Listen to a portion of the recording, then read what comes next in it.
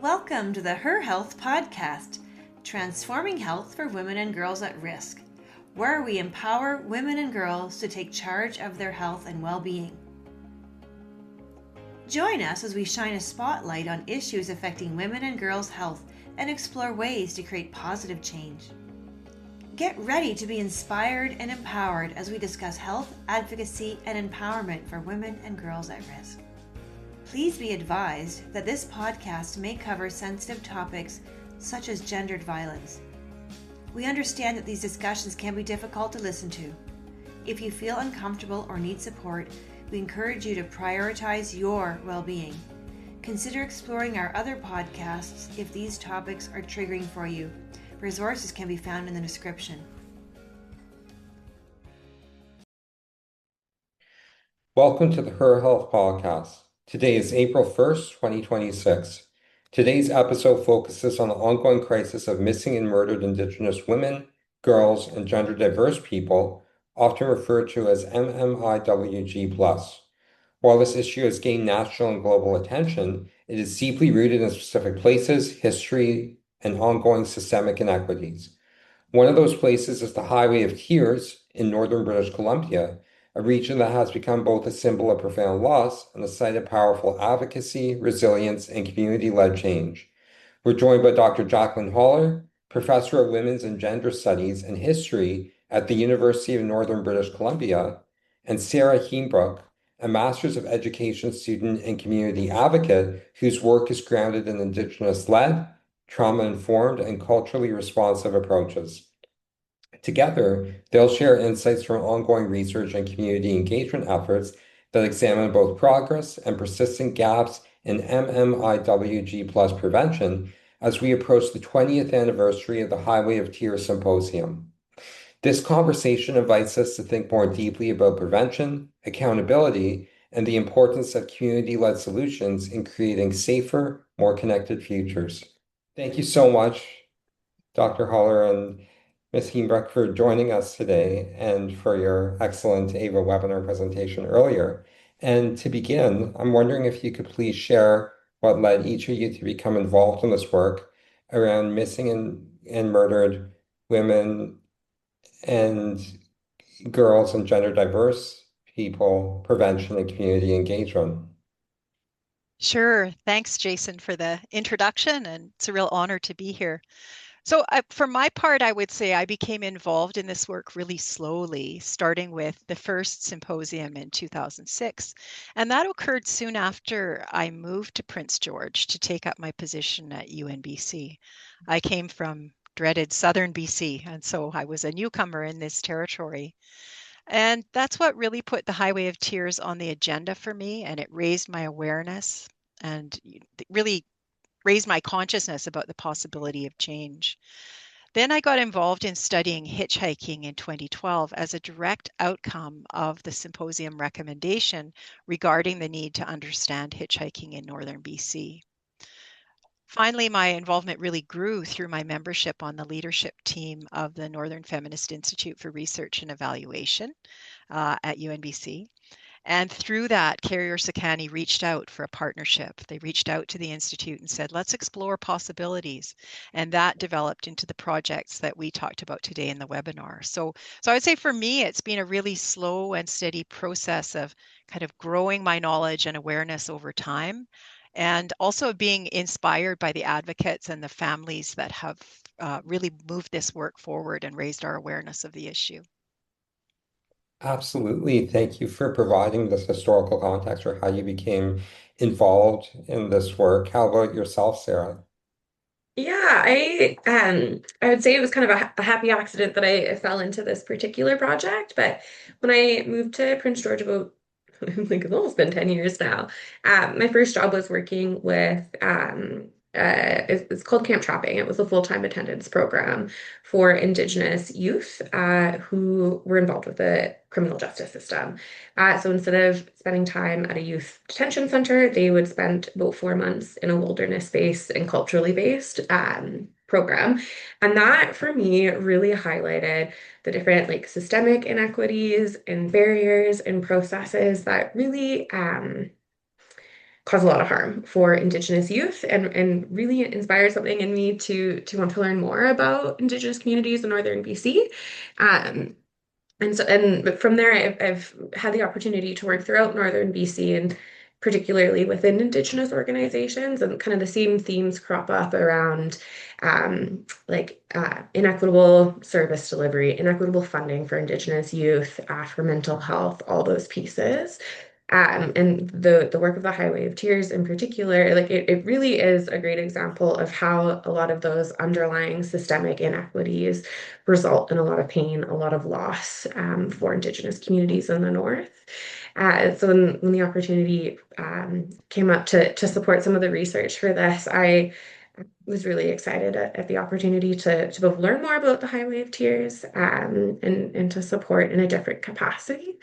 So it was, I would say, kind of like a meandering route, but it's been really it's been really like an honor to get to sit on this project. Thank you. Thank you for also describing how you yourself became involved in MMIWG plus prevention and community engagement. My next question relates to the Highway of Tears, as you had discussed during the webinar, with the Highway of Tears having become widely recognized, but often in limited ways.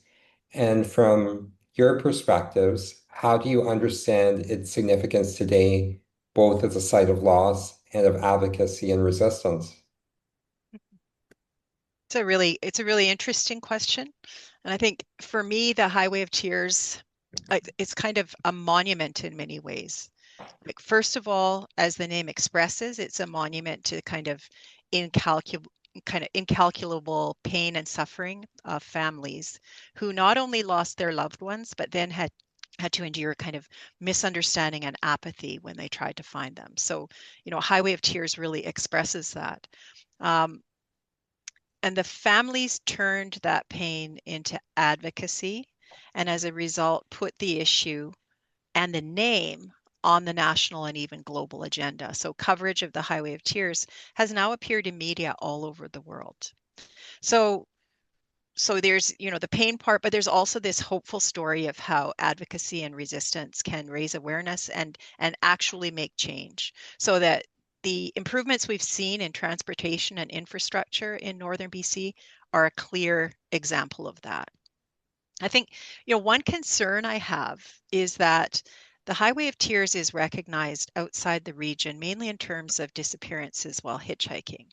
But the issue is larger and more systemic than that.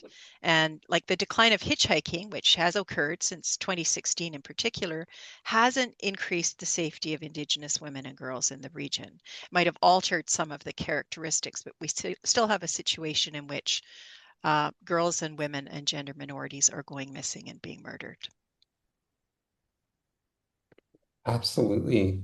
Thank you for explaining the significance of the Highway of Tears. And to build off of this question, I would like to reference the Highway of Tears Symposium, which occurred in 2006, and how both your work builds on the important legacy of this symposium.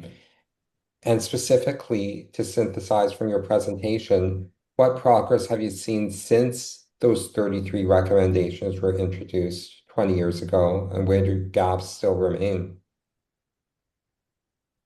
Thank you. That's a great question.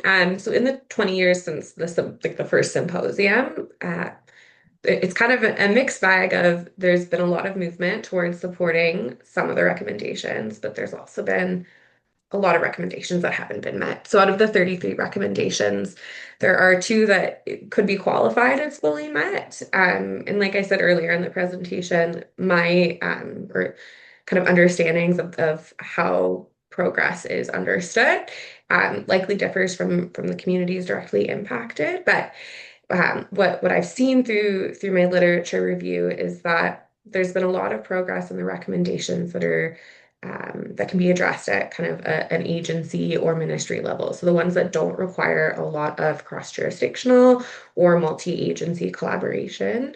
Likewise, a lot of the recommendations that are under the I would say like purview or responsibility of the RCMP are largely unmet. So what I see when I'm looking at it kind of through like my advocate filters is I see that the Indigenous organizations are doing a lot of the heavy lifting at the provincial, federal level to advocate for funding, to support and address a lot of those underlying causes that continue to contribute to violence against Indigenous women and girls in northern BC, and that the government and other kind of colonial systems are still not necessarily. I don't know if pulling their weight is too strong, but have not given the same level of attention and care to those recommendations. Absolutely. And thank you for summarizing the level to which, broadly speaking, the recommendations that were established during the 2006 Highway of Tears Symposium has been addressed in the 20 years since it occurred. I also appreciated your elucidation of the importance of community engagement to your research. And I'm wondering if you would be able to please explain how you envision meaningful and ethical engagement with Indigenous communities looking like in practice. Yeah, I would say I'm really eager to hear what Sara has to say about this too, because I think it's going to differ for every person. And I think for me, it's ever evolving, but it's rooted in something, and it's rooted in the 4 Rs. So, years ago, my colleague, Dr. Rihanna Robinson, taught me about the 4 Rs and how they ground Indigenous, well, they ground her research, they ground Indigenous research. So respect, relevance, reciprocity, and responsibility. So again, speaking personally, I think the most important thing for me is that to be meaningful and ethical, any engagement should respond to an authentic need and desire for engagement from communities themselves. So that's the relevance part, right? I don't think it's my role as a researcher to tell anyone which questions about their communities are important, for example. So after that point, once the interest and the need for research has been established and relationships have been built, then you can go on to ethical engagement through a kind of transparent partnership that includes Indigenous partners in setting the research goals, in the research design, and then in the iterative process of feedback on the research as it gets completed. And so that kind of ensures those pieces of relevance, respect, and reciprocity in the way the research is conducted and brought home to the people it concerns. And then finally, ensuring that OCAP principles, so ownership, custody, access, possession, are observed when you're handling Indigenous data and kind of transparently discussed, so that research design process starts with thinking about those things. That's critical when you're engaged in the process of Indigenous data collection. And all of these things, these little pieces, they not only rest on a relationship, but they continuously build the relationship. It sounds a little complicated, and maybe I'm not explaining it very well, but remembering those 4 Rs goes a long way. So I'm really eager to hear Sara's response on this, though. Yeah, I would really echo that like relationships are foundational to collaboration. And Dr. Holler, you had said earlier that like as a researcher, like it's kind of your job to be led by community and by kind of their insights and perspectives. And it reminds me, I think it was Trin Tiemann Ha, the anthropologist, who had said something similar about standing next to or speaking next to, not speaking for. So again, just like truly ensuring that it's community led. Um, but also taking the time to understand the community that you're serving. And I think this is especially relevant in northern BC, where Carrier Sekani, for example, they have 11 member nations. They are all very unique. They are located in very different areas.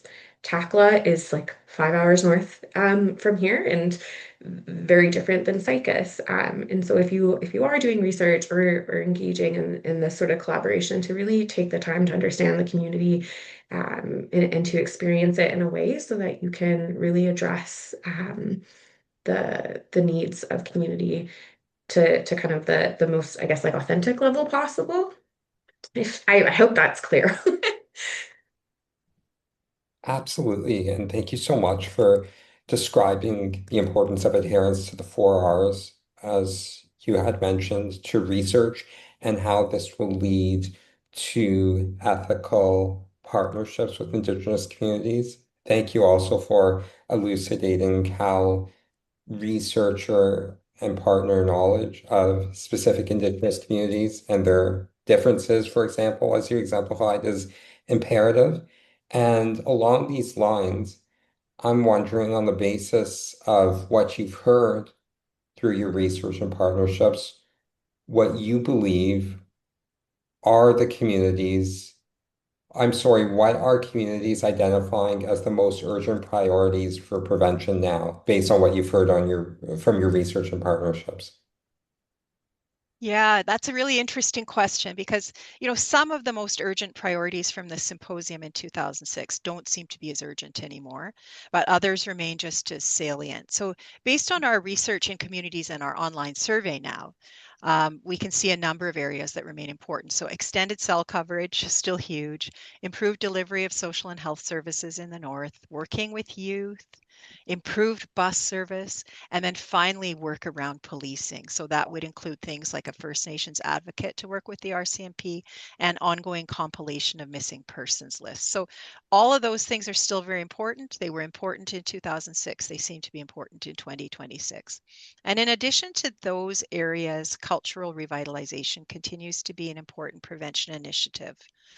So, those are the areas we're hearing about, but there are also new areas of concern that have emerged as urgent that weren't really identified in the 2006 symposium, such as gang violence and drug-related violence.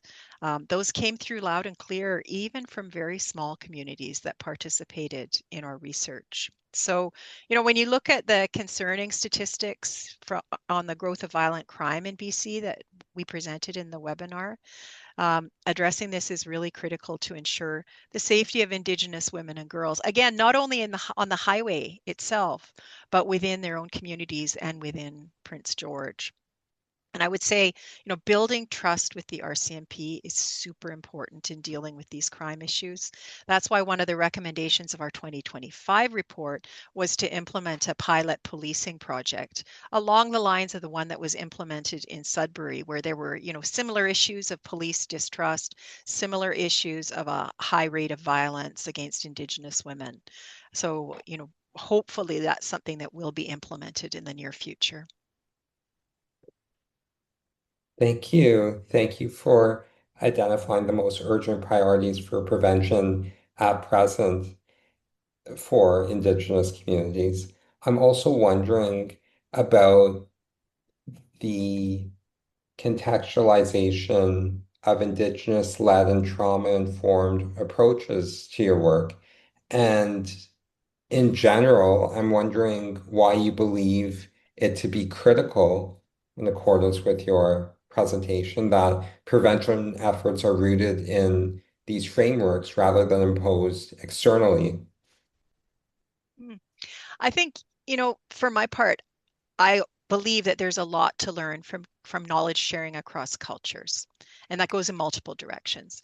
But imposing ideas from the outside is never effective because it isn't respectful and it's not reciprocal.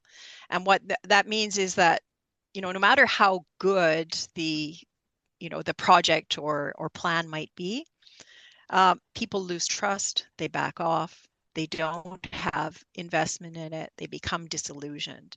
And I think when you're dealing with communities that have experienced a lot of that kind of imposition in the past, you can also end up replicating past traumas. So you can actually do harm rather than just fail at doing good. So, in our 2025 report, we built our research plan in partnership with Carrier Sekani, which comprises family members as well as service providers. And so we were able to kind of build confidence as a team, right?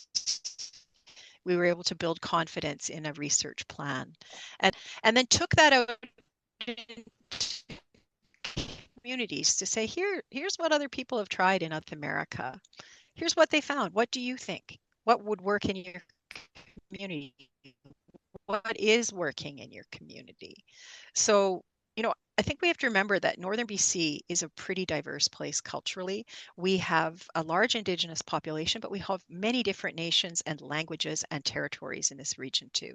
So what works in one place isn't going to be necessarily what works elsewhere. So it's great to take, as we did, here's a project from New Mexico that was successful there, but you have to root it in what's going to work for a particular community or nation. So when you proceed that way, or at least this is my hope, right?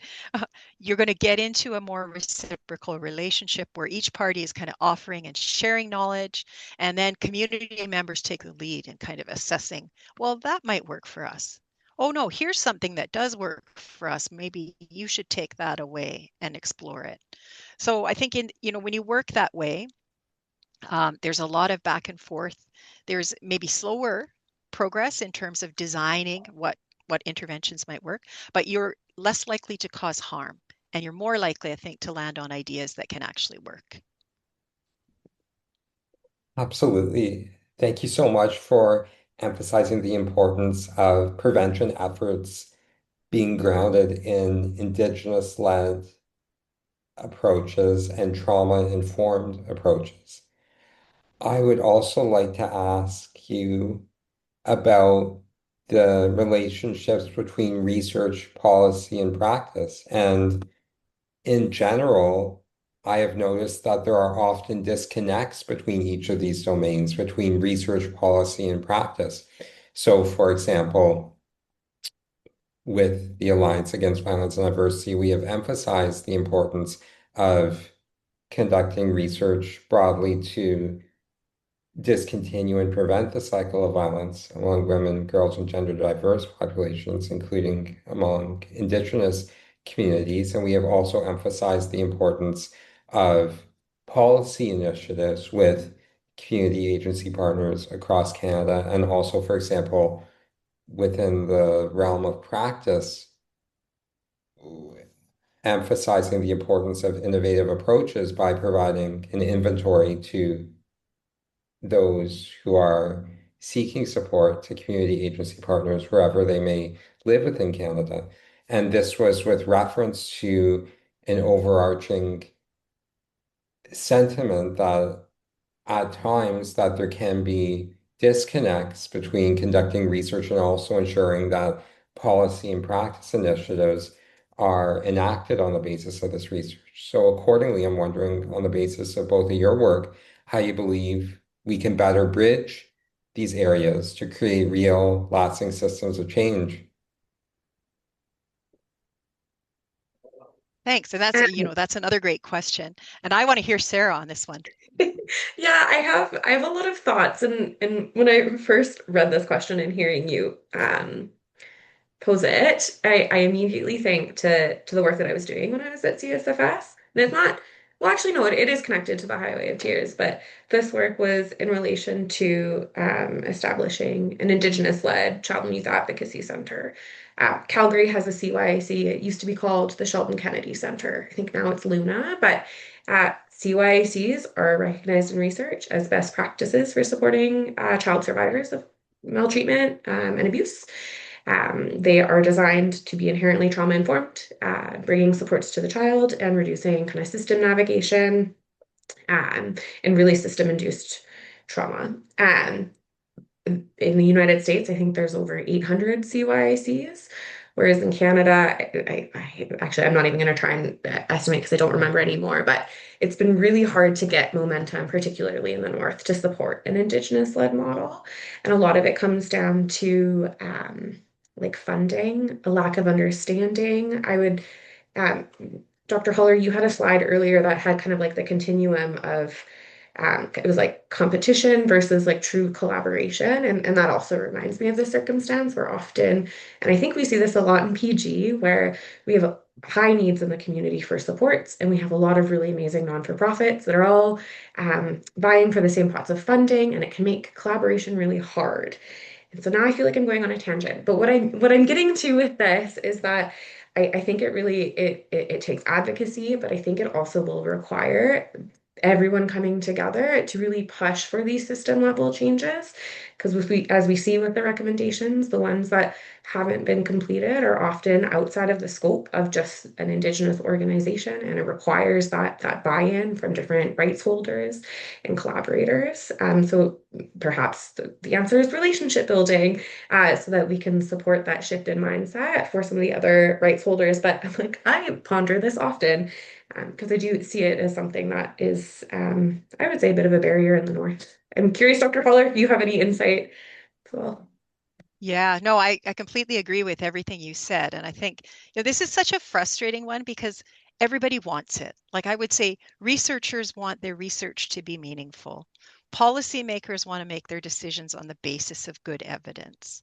Practitioners want to do their work and rooted in evidence and make positive change. And communities want research. I mean, actually, UNBC has a very interesting history in that regard because it was actually started as a new university in the early 1990s as the result of community pressure. And the provincial government originally wanted to make a teaching university, and the community said, no way. We want research because this region needs research. So there's a hunger for this, right? But as Sara said, like it kind of comes down to competition, confusion, the lack of umbrella organizations that are bringing people together, and funding. And I'll say something about that. But I think probably then I would say, if you want a bridge, you have to build bridges, right? So if we want to bridge these silos, we have to build bridges between participants in research and researchers, first of all, and users of research. And so that has to happen from the start of a research project. And I think that's critical to ensure that, researchers are doing relevant work and also that people are going to buy into it from the beginning. So that, in the end, if you haven't brought policymakers in, you're going to face a situation where the research stays a set of recommendations, right? So that's important. But the second thing, as Sara alluded to, is funding. And I'm going to mention a particular funding piece, not just the amount of funding, but the difficulty of funding and maintaining long-term initiatives. So there are always pilot projects, and it's easy to get funding for a pilot project, right? And it's much easier to do that than it is to get funding to sustain any project over time or to evaluate a project. And in fact, if you want to evaluate something, you'd better sustain it over time, because an evaluation over 1 year or an evaluation that is just asking people who exit a workshop, how did you like that? That's not really meaningful, right? So, we heard a lot about programs in our focus groups. And, there are a lot of worthy initiatives that are implemented and then they're abandoned too soon. They're abandoned because they don't seem to be hitting the mark sometimes. And this is a real problem for men's programs in particular. It seems to, and again, this is coming from the communities, it seems to take men longer to show up. So they kind of sit back and watch when a program is implemented. But that means you need consistency while you're waiting for them to show up. So you start a men's shed or a men's workshop or a men's, some kind of positive men's group, which are really important interventions in violence prevention. And only a couple of guys show up. And maybe the next week, one guy shows up and no one else does. And the next week, 5 guys show up. Soon the program is offered less frequently because it doesn't seem to be meeting the needs of the men. And then 6 months down the line, now a bunch of men are ready to come in because this thing has been around for a while, except it's closed because no one was showing up, or the funding has been pulled because no one was showing up, right?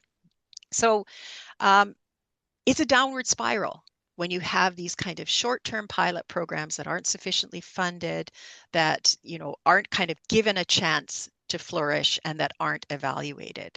And I really had not understood that until going out to community and hearing about, how initiatives come into fruition and then, often disappear. And the other thing is, when you're working with Indigenous communities, so it takes time to bring men in. It takes time to bring Indigenous communities in and to build that trust. Indigenous communities have been historically marginalized, as we already mentioned, and trust is in short supply. So, we're often talking when we talk about funding about kind of short-sighted funding, like a pilot project that sounds great and that will generate a good press release or media release, and that someone can stand up and cut a ribbon or whatever, and it looks very good, but it's not sustained over time.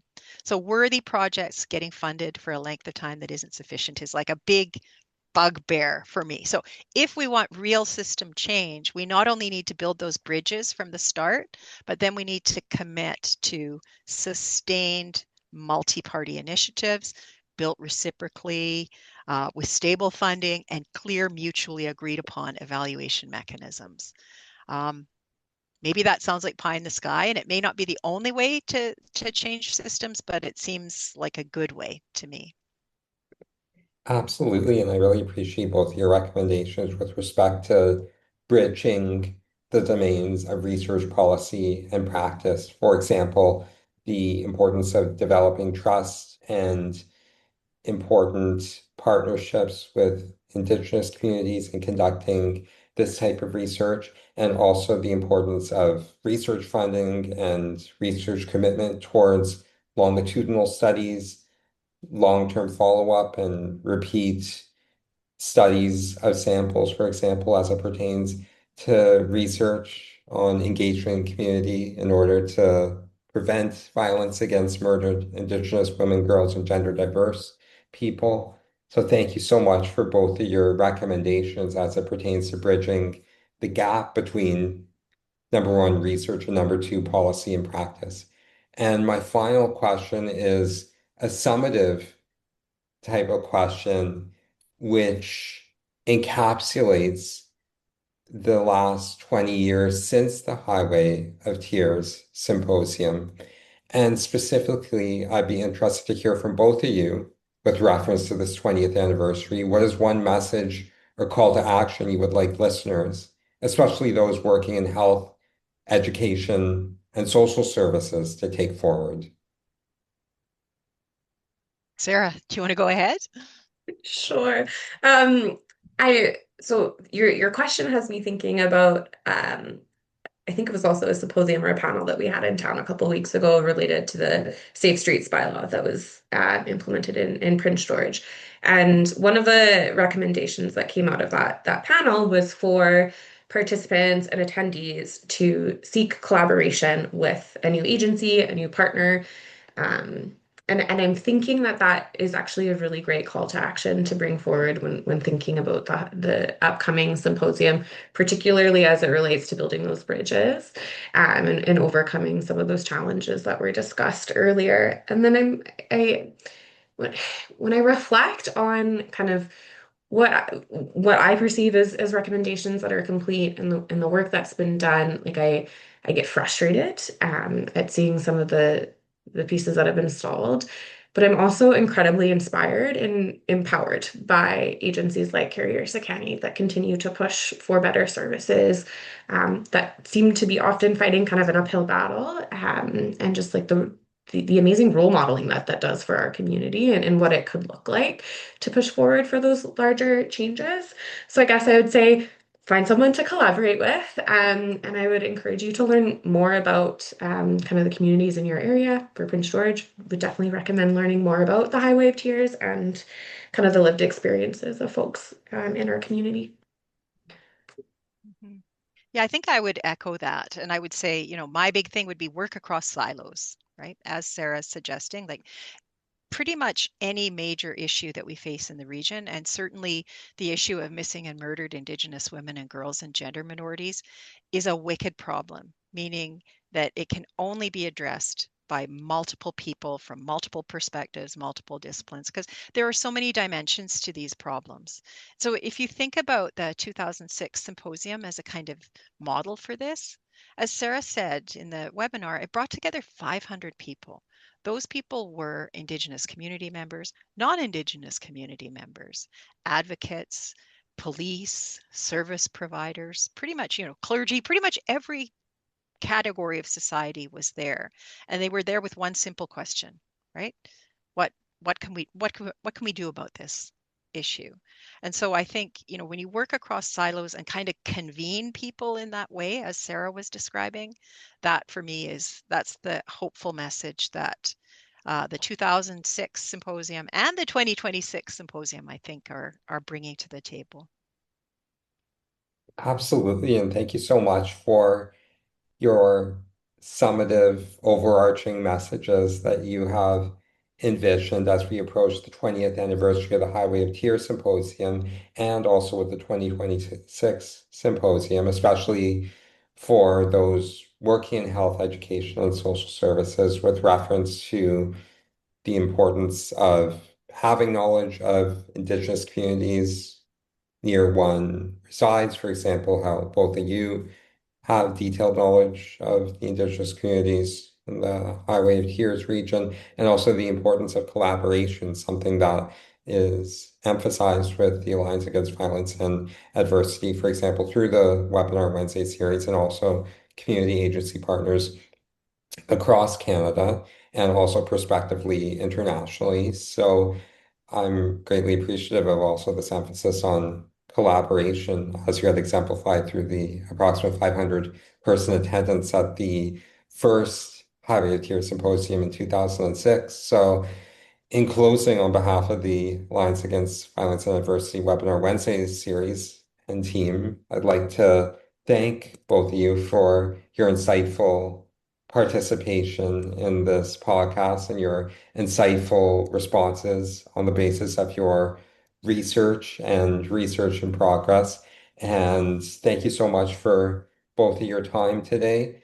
And I, on behalf of the rest of the AVA webinar team, would like to wish you both all the best with the upcoming symposium and your ongoing research. And we definitely look forward to maintaining this collaboration with both of you and following up in the near future and hearing about the continuation of your research. So thank you for sharing about your findings so far and your insights with respect to these questions on engaging community, on murdered and missing Indigenous women, girls, and gender diverse people prevention on the Highway of Tears country. Thank you so much. Thank you. Thanks. Thanks for joining us on the HERHealth podcast, transforming health for women and girls at risk. Remember, your health matters, and together we can make a difference. Until next time, remember to prioritize your health and well-being. For more resources and support on issues affecting girls, women, and gender diverse people, visit our website at avatraining.ca. This is Dr. Nicole Letourneau. Thank you for listening.